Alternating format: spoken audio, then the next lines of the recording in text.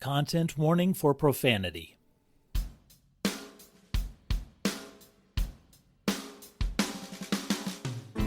Hi, my name is Ken, and welcome to Discount Storytime, literature's finest dumpster fire.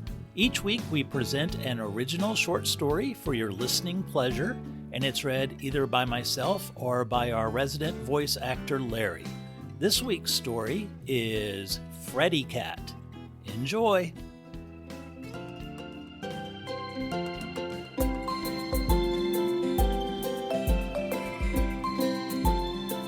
This is the story of Freddy Cat, and don't let his little tuxedo fool you.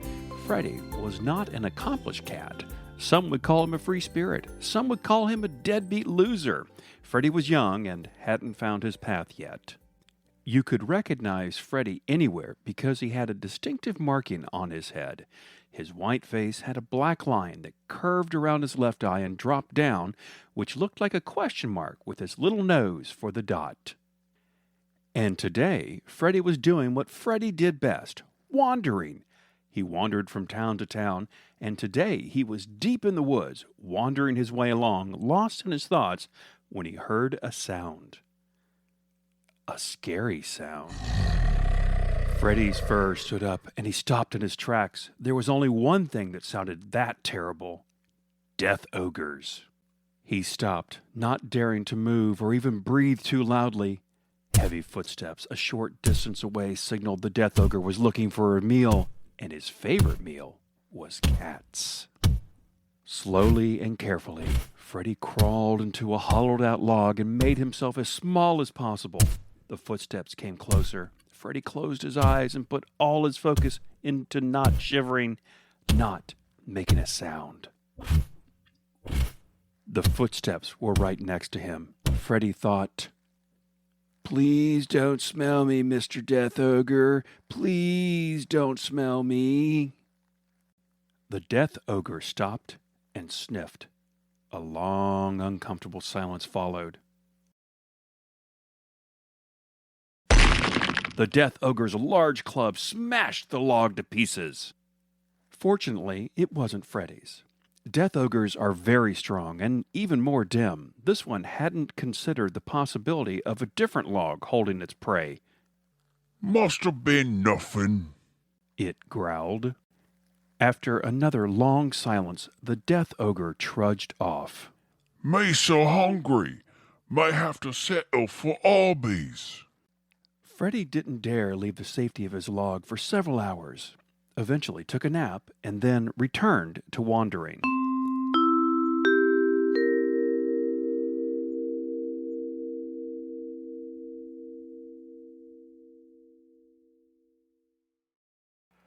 Freddy wandered his way to the outskirts of the town Bramble. He had never been to Bramble before, but he knew he was getting close from the signs that said, "Now approaching Bramble, getting closer to Bramble," and "You're on the outskirts of Bramble." Just outside of town, he passed a large box with 3 little kittens in tattered clothes. The sign on the box said, "Shop Bramble. The money you spend here helps us care for these little orphans." One of the kittens, a gray tabby, gave Freddy a ragged little grin. "Good day, sir. I'm Terence. Welcome to Bramble. Shop here so they can care for us." The next kitten, a yellowish mix with enormous eyes and a little newsboy cap, said, "Oi, mate. I'm Trent. Do you happen to have any food to spare?" These kittens were practically bones. Finally, the third kitten was an orange tabby that said nothing but lay in a moth-eaten blanket, wheezing. Trent said, "That's Darby. She's sick, but her medicine's expensive, so she only gets it sometimes. Wish we could get her more, mate." Freddy gently patted Darby's back and gave the 3 orphan kittens what food he had left, a chunk of stale bread. Trent and Terence gobbled down their share. Then Terence tore up the remaining bread and dipped it in water so Darby could chew it. Darby looked up through hazy eyes and squeaked, "Thank you, sir. I don't care what the town folks say about you. I think you're nice." Freddy cocked his head. He had never been to Bramble. He shook their paws and said, "Take care, little dudes and little dudette," and walked into town. Freddy passed through the town's large defense wall. Inside Bramble, Freddy couldn't help but feel he was being watched. Everyone greeted him with a smile. Well, not a smile really, more of a smirk. A smarmy smirk at that. Freddy was used to being stared at. His question mark face always drew attention, but this was different. The cats of Bramble stared with an odd sort of recognition? Freddy wasn't the best at names, but he always remembered faces, and he was sure he hadn't met these town folks, not a single one, before. Afternoon turned to evening. Freddy's tummy rumbled as he had given his dinner to the orphan kittens. It was time to grab food and find a room for the night. He could explore the rest of the town in the morning. Freddy bought bread and cheese from the town baker. She jeered at him. Are you sure you can afford it, Freddy? You seem to be just giving everything away, you dope. You gave away your bread just to buy more, but I'll make a sale of fools like you any day. Freddy would have said screw it and left, but his stomach was rumbling, so he bought the bread and cheese. He perused the town for an inn while he ate his dinner. A thought crossed his mind, and he stopped. Whoa, that rude baker knew my name, but I hadn't said anything. And how did she know about my giving bread to those orphan kittens? Multiple times townfolk pointed to him and laughed. Freddy was about to say screw it and leave Bramble, but he remembered the Death Ogre and thought it better to stay inside the safety of the town walls, at least for the night. He finally found the town inn and spoke to the owner, an older cat with a gray beard and thick glasses. Freddy asked, "Do you have, any spare rooms or whatnot?" The innkeeper slapped his desk and laughed. Why not sleep in another hollow log, Freddy? Freddy was getting fed up with this nonsense. Dude, not cool. How do you know my name? How did you know about... Here's the key to your room. It's late, and I don't recommend going out after dark.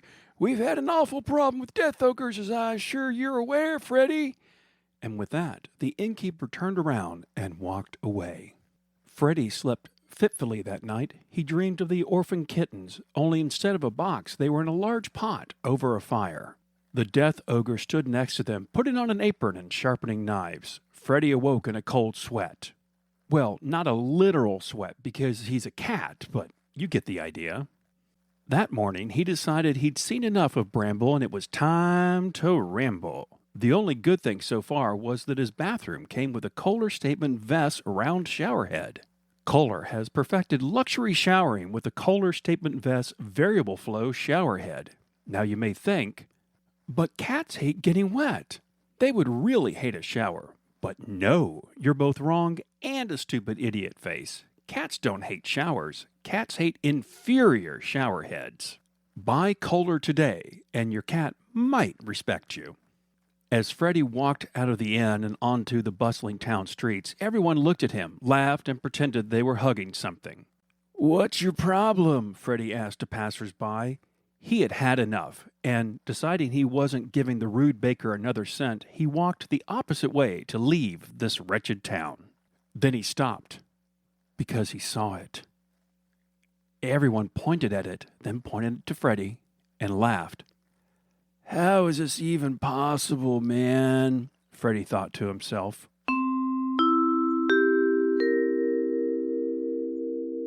Freddy froze in his tracks as he stared at a large mural inside the town's defense wall. It had to be him. The question mark on his face, and underneath it read, "Sleepy Little Freddy Pants." The mural was a painting of him sleeping at the inn, with his pajamas on and hugging his stuffed bunny, Captain Hop Hop. "What the hell is this?" Freddy demanded, his face turning red, well, more like pink with all his white fur. A crowd formed around him and laughed. "Does Baby need his bunny?" Freddy yelled. "Who painted this? And how did you... were you all spying on me?" For some reason, he felt the need to reach back into his rucksack and make sure Captain Hop Hop was still there. He was. Finally, a Scottish foal ambled up to him. He took off his bonnet to show 2 small ears. "Aye, I'm Mayor McKitty, the town mayor. We're just as surprised as you, lad." Freddy asked, "About the mural?" Mayor McKitty chuckled. "Oh, no, not that, lad. We're wondering why you're here." Freddy shook his head. Dude, I have no idea what you're talking about. Why the hell did you paint me sleeping last night? And also, like, lots of adults still sleep with stuffed animals, man. It's like a scientific fact. The townsfolk laughed again. The mayor yelled, "Bring forth the Book of Freddy!" Someone brought a large album, and the mayor showed it to Freddy. "The mural appeared one day. We did not know where it came from, and we thought it was a prank at first. But then there were others." The first photograph in the book was old and yellowed. It showed the same section of defense wall with a mural of a small kitten in a nursery. A small kitten with an unmistakable question mark on his face. Whoa, that's me, man.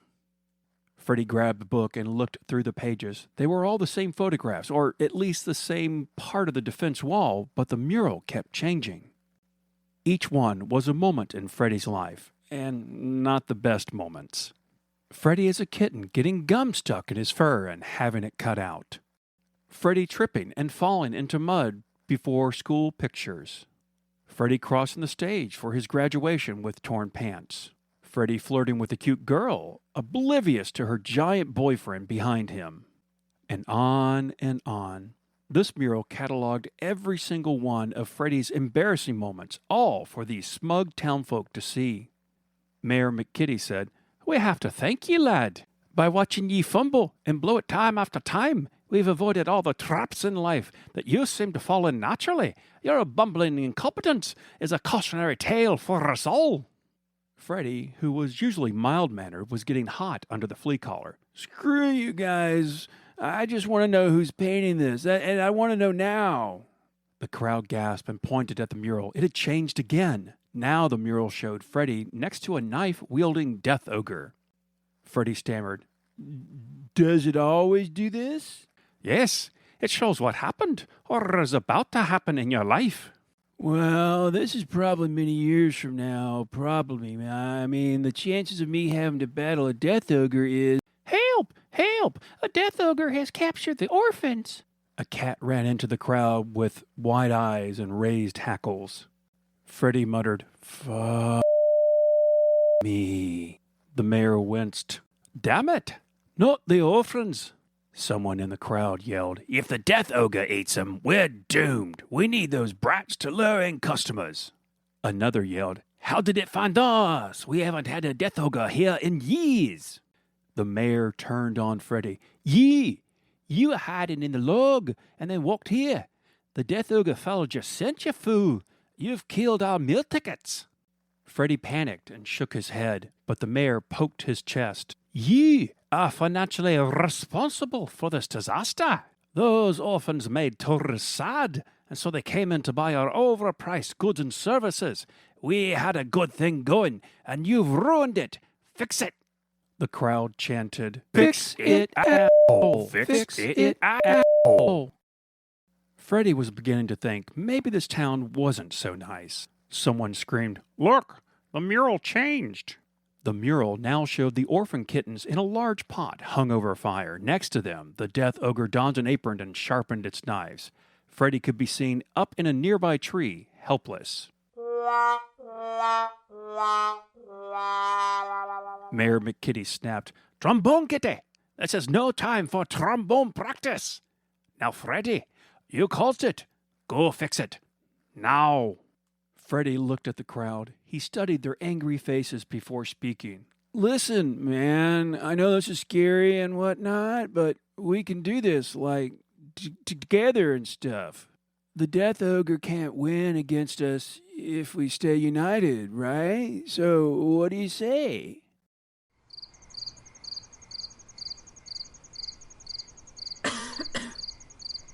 Freddy shook with anger. Seriously? Fine. I'll go and fight the death ogre and save the little orphans.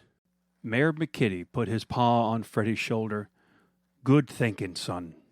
Now the only thing left to do, take bets on your death." The mayor called out to the crowd. "Okay, everyone, betting time. I bet Freddy dies before sundown. Any takers?"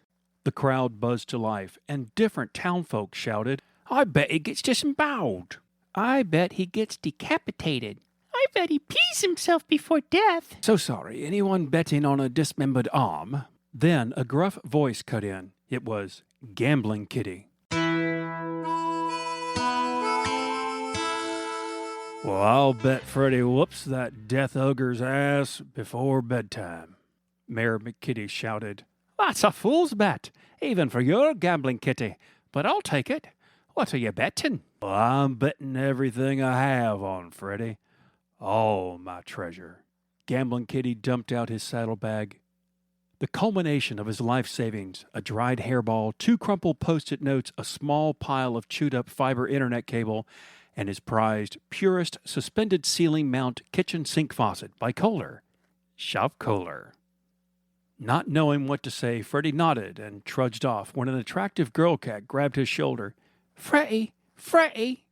Freddy looked into her enormous eyes. Yes? The death ogre's the other way. Oh, thanks. Freddy trudged off to battle. It wasn't hard to find the death ogre. Freddy just followed the campfire smoke. He closed in and climbed up a tree to assess the situation while keeping out of the death ogre's reach, hopefully.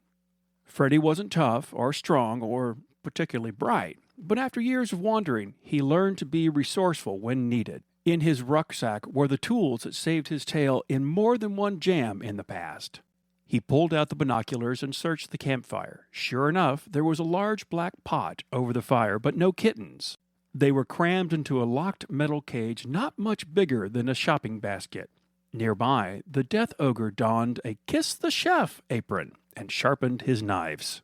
Freddy sighed with relief. He wasn't too late. He put away his binoculars and climbed across the tree branches to get close. He was finally close enough. Almost directly over the death ogre, one of the kittens, Terrence, looked up at him and was about to say something when Freddy put out his paw to signal quiet.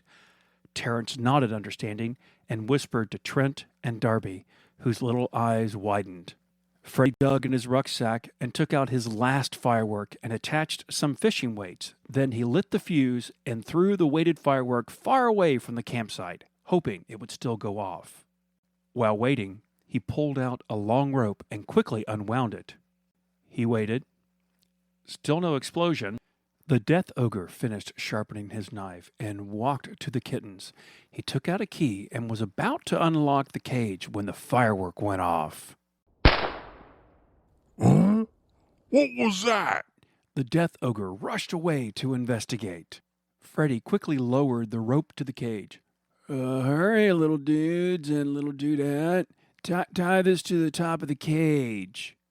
They tied it, and Freddy used the cage as a counterweight to rappel down the tree, pulling the kittens up to the safety of the high tree branch. The kittens cheered, and Freddy shushed them. Oh, listen, man, we don't have much time. I can't get you unlocked right now, so you're gonna have to stay in that cage, but now you're up high and safe, man. Terrence and Trent nodded. Darby looked down. I'm scared, Freddy. It's gonna be okay. I've left some things up there for you. Darby, you have the most important job. I want you to keep a lookout for the death ogre.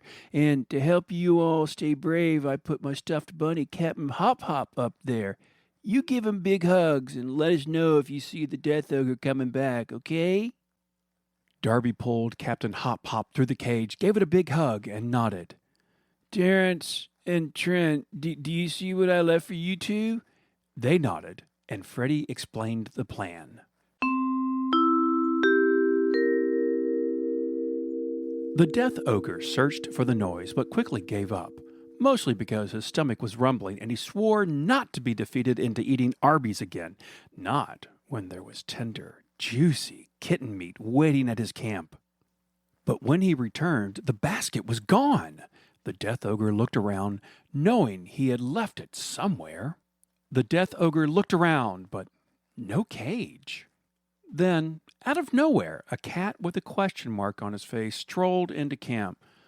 Lost something there, big guy? The cat asked casually. Me lost dinner. Oh, man, that's a bummer, but, if you're hungry, there is an Arby's. The death ogre bellowed. No, No more Albies. Okay. Well, how about if I help you look for your dinner? Death ogres, as noted, are not the brightest. It agreed and said, But if we find no dinner, I eat you. Freddy gulped, but agreed. Above him, Terrence and Trent were sawing off the far side of the tree limb with the wire saw. They worked as fast as they could, but the limb was thick. Freddy led the Death Ogre around camp to look for its dinner. They checked the main tent, the salon tent, the European hydro massage tent, and the boutique tent. The Death Ogre roared, We no find dinner. Me eat you now. Freddy held up his paws. Wait, man, there's still one place you haven't checked? Where? The juice bar tent? Me check that earlier. No, over there, that spot on the ground with a big X on it. Freddy pointed with a trembling paw. The kittens were doing their best, but this was taking too long. The Death Ogre lumbered over to a large X spray-painted on the ground. Above, the large branch made a slight creaking sound, but the Death Ogre didn't notice. What? Nothing here but a big axe. Me think you stoling. The Death Ogre looked crestfallen. Me think maybe you don't want me to kill and eat you. No, buddy. Just check one more time, and give it a good long look, okay? The Death Ogre nodded and looked, but also drew his large knife. Okay, but this last time. Then me slaughter, okay? Me hungry, and me tired, and me going through some personal stuff right now. Me kill and eat you, and then me do some gratitude journaling before. The tree limb finally came loose and knocked the Death Ogre to the ground. Freddy was worried it might get back up and attack, but the Death Ogre was knocked out cold. The kittens cheered as Freddy raced up the tree to release them and escape. Back in Bramble, the townfolk hailed the return of the kittens, but chided them for causing lost revenue and tossed them back into the box outside of town. Freddy's survival was a blow to the town's bottom line as everyone had bet against him. Well, everyone but one. The mayor tried weaseling out of the bet, but Gambling Kitty pulled back his coat to show his revolvers and told a story of what happened to the last cat to weasel out of a bet. Needless to say, the mayor and the town paid up. And Gambling Kitty split his winnings with Freddy. Looking at his new pile of riches, Freddy asked, Why'd you bet on me, man? Gambling Kitty put a toothpick in his mouth and said, "'Cause I thought you'd win," and left. Now, with a small fortune in his pocket, Freddy had to do one more thing. Fool, idiot, and moron were some of the names the townfolk called Freddy as they looked at the wall mural from the night before. It was a painting of Freddy giving the orphan kittens a large wad of money. Mayor McKitty chuckled, "Fine with me. As soon as he's gone, we'll take all our money back from those wee little orphans. What are they gonna do? Fight us?" The mural changed to an image of Freddy napping on a hammock, which was no surprise because he had returned to town and set up a hammock between two trees. The town folk scoffed. "Is that all you're going to do? You won all that money, gave it away to those stupid orphans, and now you're napping?" Then the mural changed, and everyone gasped. Now it showed Freddy and the three kittens standing atop rubble and giving middle claws.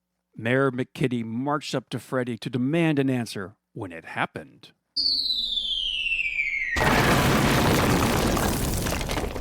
A large whoosh and boom filled the air, and the mural shattered and collapsed to rubble. On the other side stood Terrence and Trent holding a rocket launcher. Darby jumped for joy as she held Captain Hop Hop in one paw and a large medicine bottle in the other. The mayor was speechless. The town was speechless. Freddy packed up his hammock and explained.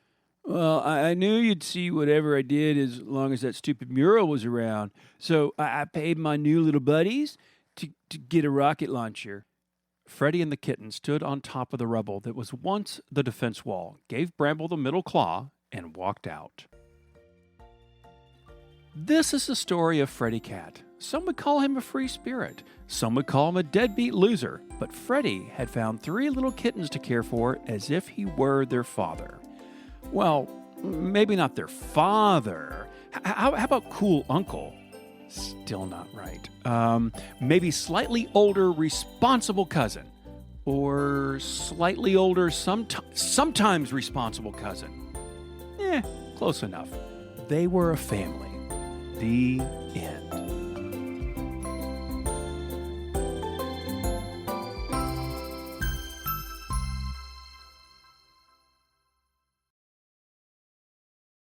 If you enjoyed this story, please consider subscribing, because in 2 weeks, Freddy and the kittens are returning for another story.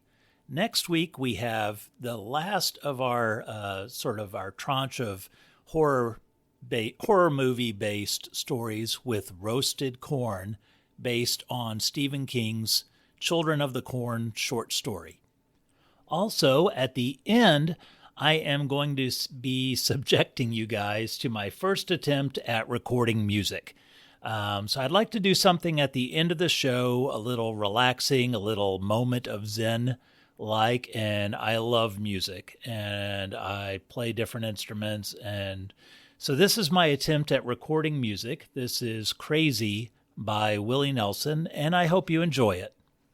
Be sure to play nice with others. Be super duper kind to yourself. And as always, remember to laugh. Bye.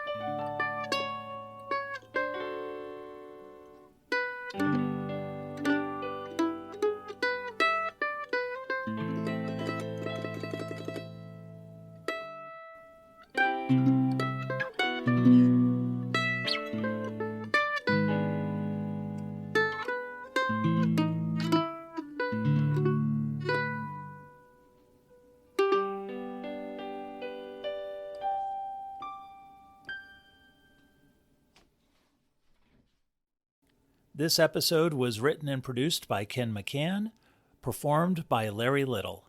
This is a Discount Storytime production.